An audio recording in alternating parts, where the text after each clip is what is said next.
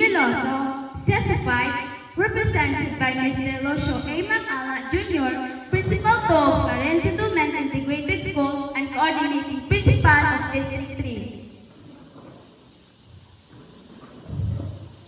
Our dynamic City Mayor, Honorable Lemuel Merrick M. Acosta, our intelligent guest speaker for today, Mr. Christian D. Alhaz, the Barangay Council of Tuyabang Alto, headed by Honorable Steve Casnot, our compassionate and visionary school head, Ma'am Edeline Joy P. Antumon, our dedicated and hardworking teachers and staff, supportive and contributive parents and guardians, kindergarten completers, and fellow graduates, a pleasant afternoon to us all.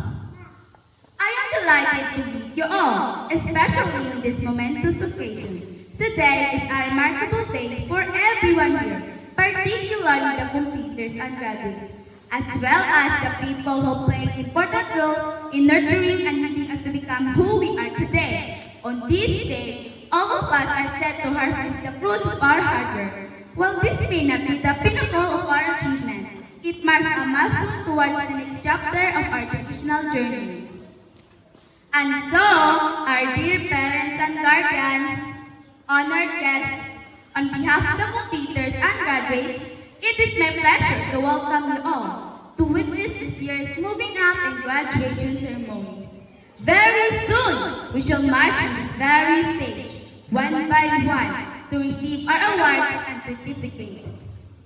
May we always remember that dreams are our aspirations and indication of the kind of future we see for ourselves.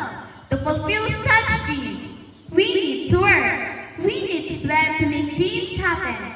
We need to set a series of goals that will lead us to our dreams. We need to plan now with discipline to get there. For as I have said, a dream will only stay a dream unless we act upon it.